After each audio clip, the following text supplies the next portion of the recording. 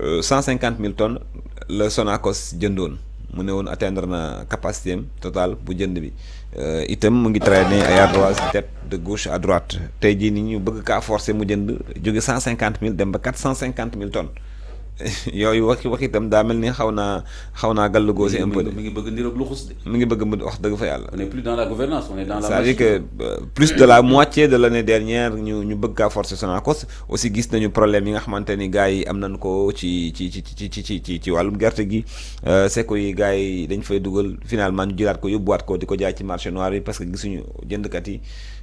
muy quand même situation bu doy waar boo xamante ni la promesse du premier ministre moom moo ñëw peut-être pour un peu calmer la situation. waaw le feu couvre soo gisee premier ministre ci boppam mu dem wàcc sur le terrain. les images sont là ouais. voilà wàcc sur le terrain nii.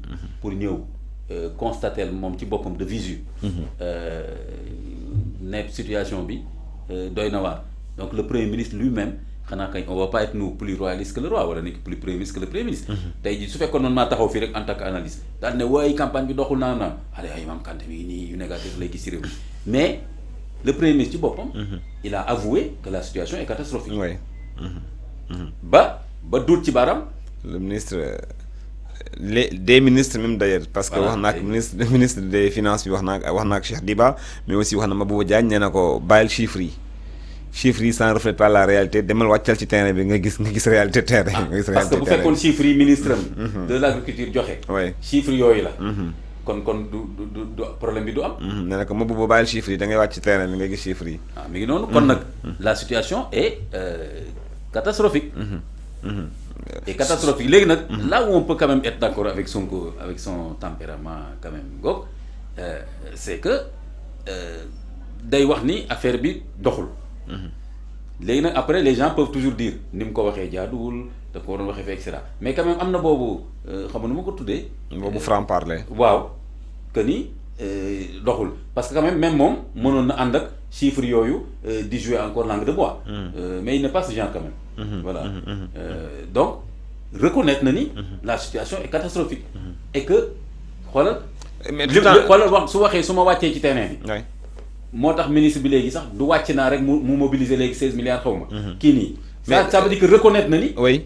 il a fallu que moom mu ñëw. mais est-ce que c'est pas une façon aussi de se décharger de la situation en tant que parce que aussi le ministre quand ça ne va pas le ministre est là mais le ministre il est coiffé par son premier ministre. waaw c'est-à-dire que tey jii nii li muy wax nii est-ce que cette question a été posée au conseil des ministres ñu waxtaanee ko. quelle a été sa position sur la question dafa mel ni le ministre moom il est autonome dans sa gestion de la crise moom bu ñu sukkandikoo ci ni Ousmane Sonko ko waxee. waaw ñaar yi dàqantewul. c'est-à-dire que le fait que dama ne franc parler bi. dàqantewul ak naa ci ñëw léegi dama ci doon ñëw sax. ak ce problème de crise de gouvernance et lui-même de crise de leadership lui-même en tant que premier ministre mais dama la bëgg a wax ni am na ñeneen ñoo xam ne nekkoon nañ fi dañ dul sax reconnaître catastrophe bi.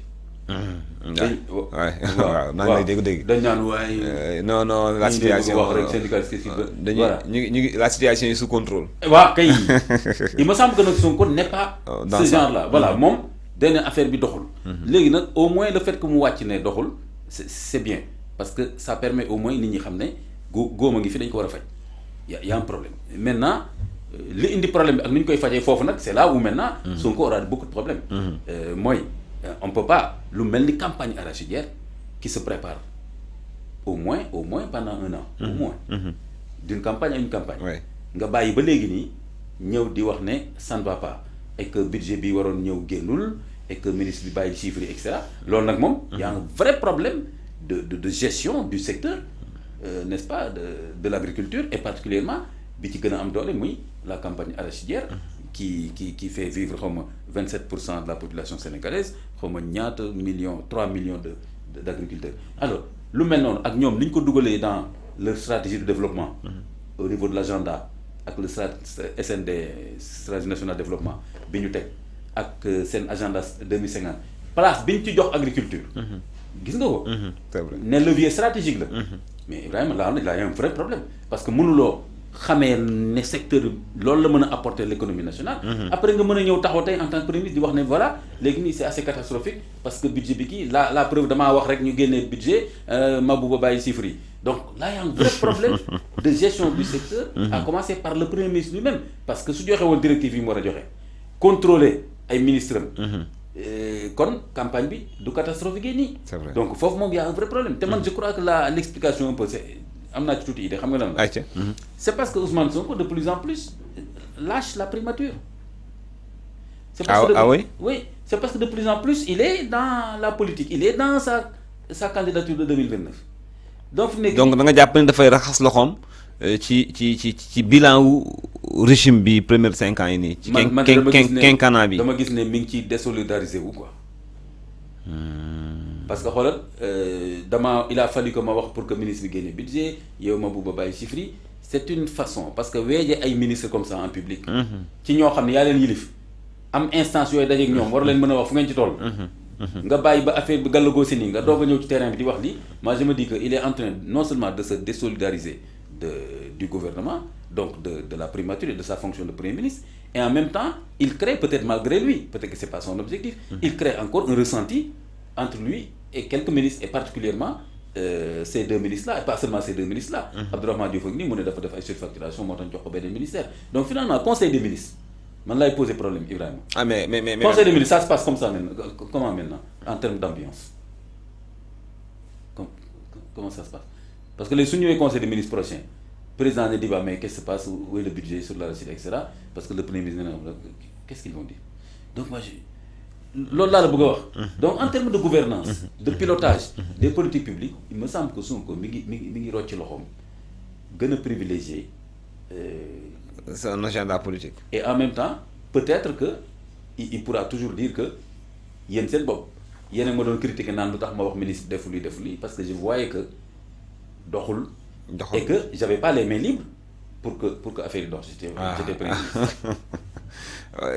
Ils ne m'ont pas laissé gouverner. waaw kay affaire boobu mën na ñëwaat moo tax aussi de toute façon il faut que Diomaye le président Diomaye Diakhar Faye en un moment donné forcément foog clarification am entre moom li mu bëgg ci un minimum de résultats. fii ak 2029 ak Ousmane Sonko ni mu taxawee actuellement primature ak dernière sortie bi. parce que jàpp nga ne un PM quand même warul taxawee nii ci situation de crise comme un opposant qui parle. un PM qui tense publiquement ses ministres. C'est quand même. Qui dépendent de lui directement. Qui ne dépendent même pas du président. Ñi ngi dépendre du président rek ci décret ci nomination à part ça ils dépendent du premier ministre c'est le premier ministre qui conduit les politiques publiques donc fi mu nekk ni Ousmane Sonko mooy li ma la wax soit kon mu wane ni moom ci boppam il n'est pas un gestionnaire compétent par rapport au ministère particulièrement ñaari ministères yi soit dafa bëgg a wane ni le président ne gouverne pas il me laisse pas gouverner. Dans les deux cas de figure actuellement ça donne une très très mauvaise image du gouvernement des ministères et de sa relation lui avec les ministres le premier ministre et aussi de sa relation avec le président. Mais parce que est-ce que Diomaye tam nekk nii tam lii dina ko neex mu taxaw dégg premier ministre naan benn ministre bi voilà budget bi. mais ministre yi kan moo leen tànn président moo leen tànn wala premier ministre moo leen tànn c'est sur proposition. dañ koy waxtaanee en principe c'est sur proposition du premier ministre. waaw combat la mais waaw am na yoo xam ne day jàll facilement ak yoo xam ne dañ ciy xuloo. oui. loolu la c'est-à-dire que le premier ministre il a des propositions le président a des propositions léegi nag ñu toog waxtaan. am na cas yoo xam ni dañuy am consensus facilement. nañ ko jox bii nañ ko jox Mame Kanté moom mën na ko. waaw ak yeneen cas yoo xam ni day. intérieur ak forces armées ak yooyu noonu. yooyu mën na nekk lu serré quoi loo xam ni normalement nag maintenant le dernier mot revient bien sûr au président. au chef de l'État. Ah oui c'est quand même lui qui a la prérogative de nommer. c'est-à-dire que mu tax ma poser la question boobu parce que aussi bu ñu nee le président même Ousmane Sonko moo ko tànn. Présenter ko les Sénégalais et en principe aussi le premier ministre moom mooy proposer les ministres au chef de l'État donc ce qui veut dire que kii jiite ak éléments yi war a doxal gouvernement bi daanaka ñëpp Ousmane Sonko moo leen tànn tey jii nag bu ñu demee nag tey jii nii ba y a un problème mu leen di jébaane publiquement c'est parce que est-ce qu'il ne s'est pas trompé sur ses choix c'est ça la question que je voulais poser. Oui non c'est vrai que effectivement day feeñal moom benn malaise. Entre moom comme ni ma la wax rek entre moom et des ministres yoo xam ni qui dépendent directement de lui dans leur fonction. Puisque ni ñuy defalee seen politique sectorielle ak directive yi mu leen di jox ak ni mu leen war a évaluer et cetera ak budget yi ñu leen war a voter yooyu yëpp ça dépend d'abord de Ousmane Sonko parce que bu mu validé wul rek du egg sax ci président kon nag tey su ñëwee xoolal par exemple su nee budget bi Cheikh Diba nangam naa ça veut dire que kon y a un malaise parce que moom en tant que premier ministre ba bi muy wàcc ci terrain bi nii ce budget là n'était pas débloqué et il n'avait pas les moyens de le faire débloquer donc ça veut dire que am na benn ministre bu nekk fii yore finance yi ba pare di doxal loo xam ni premier ministre mënu ci dara. ouais c'est vrai. Mabouba aussi. nu mu tudd Mabouba aussi soo ko nee bàyyil chiffres yi ben ça veut dire que quelque part écoute tu es dans la théorie alors que le secteur est en train de brûler donc effectivement je suis d'accord le premier ministre lui-même ci sorteem bi a montré qu'il a des problèmes avec certains des ministres yi nga xam ni moom ci boppam il parvient pas à les contrôler mais à les évaluer au moins mais attention Ibrahima c'est pas forcément que milice yëpp moo leen ni nommé hein c'est-à-dire que il propose une liste c'est vrai mais non seulement le président a une liste mais en plus le dernier mot aussi le dernier mot donc il se peut que rien ne nous dit que Ousmane Sonko était favorable à ce que Cheikh Diba exemple rek laay joxe damay bañ génn fii. waaw mais même si on même si aussi on nous a dit que tout récemment que il y avait problème bi mu fi waxee comme problème mu dette cachée bi Cheikh Diba n'était pas d'accord dafa bëggoon sax tekki ndombal tànkam. donc loolu moom ça circule beaucoup. donc voilà ça passé c'est son. et temps yooyu Cheikh Diba n'était pas à l'aise. Nos confrères de Jeune Afrique justement qui l'ont révélé et jusqu'à présent ils ne sont pas encore il n'est pas démenti et on a vu aussi Cheikh Diba féliciter publiquement Abdourahmane Diouf bi nga xamante ne aussi ses relations avec Ousmane Sonko sont connues donc aussi est-ce que. ak tamit Cheikh Diba affaire restructuration bi. kenn dégg ko. bon ñëw na Assemblée nationale quand même wax ne egguñ foofu. mais bon. est-ce que premier ministre waroon na ko jiitu ci. déclaration boobu. ne kenn du fi restructurer problème dignité la. c'est vrai dignité alors bon ku yor bor xam ban dignité ngay woote yow da ngay naxante fay sa bor ban dignité ngay yow su ma la yoroon xaalis damay naxante Ibrahima baal su ma jox naa la dignité la. sama dignité te yow nga yor boo xasee ba yor bor rek presque dignité amatu fa. wallaay ndeysaan léegi moo tax bor metti léegi. Ibrahima. donc Cheikh Diba léegi. Premier ministre Ousmane Sonko li mu waxaat encore ci budget bi Cheikh Diba répondre que non pour moom question bi c'est pas d'abord une question de budget. Attention Ibrahima c'est pas une réponse légère hein. xam nga man lan laa ci jàngee parce que man planificateur là donc ci développement local man laa def presque je peux dire 20 ans xoolal Cheikh Diba pour man réponse am c'est une réponse technique daf ko bëgg a wax ni du affaire xaalis d'abord affaire organisation secteur bi la. man noonu laa ko comprendre. c'est vrai. dafa ko bëgg wax ni du affaire xaalis d'abord. balaa may génne xaalis. dafa may wóor ni secteur bi c'est organisé. et que xaalis biy dugg. dana jur li mu war a jur. tant que loolu amul du ma dugal xaalis foofu parce que échec lay nekk ak une perte financière terrible boo xam ne déjà Sonacos ñaata la lekkal Sénégal. Sonacos bëri na. buñ fa yóbbuwoon IG dama ragal. nga ci bëri na. mais ñaata la lekkal Sénégal. vraiment keroog yaa ngi fa doon demander à ce que IG président activé IG pour. war nañ fa dem. mu contrôler wala la limite à la limite. enquête parlementaire. waay ñu dem xool Sonacos bi lan la. c'est quoi comment se fait-il que liñ fi wax yëpp ñoom ci Sonacos même ñoom. il traîne 9 milliards de déficit. waaw nee nañu nag ci régime yu weesu la woon. mais bi yoon moom garaawul ba tey jii. d'accord mais d'accord. déficit da nga koy gérer si tu es compétent. c'est vrai mënoo am déficit ba pare ne dinaa absorber plus de 150 000 tonnes léegi nga ne en quelques jours encore dinaa absorber 3 fois plus dinaa indi 50 milliards xaw ma foo koy jëlee loolu yëpp quand même on ne peut pas dire que ne affaire déficit régime passé bi moo koy expliquer. du tout y a situation Sonacos bi ñu si gëstoo sànq ci suba situation Sonacos ils sont même ci au bord de la limite fi mu toll nii peu de marge financière la ñu am donc c'est absurde quand même ñu mën a mobiliser autant de sommes pour quand même gagner en tout cas man su ma doon parier je ne parierais pas que ni c'est possible franchement je ne dirais pas que c'est pas possible parce que xaw ma fu ñuy jëlee yeneen i moyens fu ñu koy luxusee ak actuellement une situation bi luxus lay gën a néew nuñ koy ñaareel ba pourquoi maintenant c'est-à-dire que tu vois la faute de gestion dafa dem ba ne këtt ni jonn waaw or que gouverner c'est prévoir voilà et si le premier ministre a dit Mabouba bàyyil chiffres yi donc ça veut dire que ni y avait quand même des chiffres ouais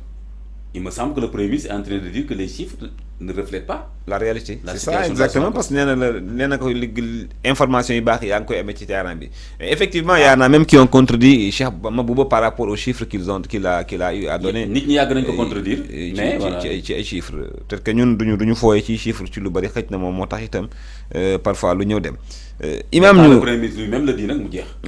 Imam ñu waxtaanee ponk bu mujj ci. on va voir est-ce qu'il y aura une baguette magique pour sauver la Sonacos ak campagne. Le monde rural surtout. mais bu ñu ko politiser def ko affaire man ak yéen ministres yi nangam fi mu nekk nii c'est un secteur stratégique pour l'économie nationale.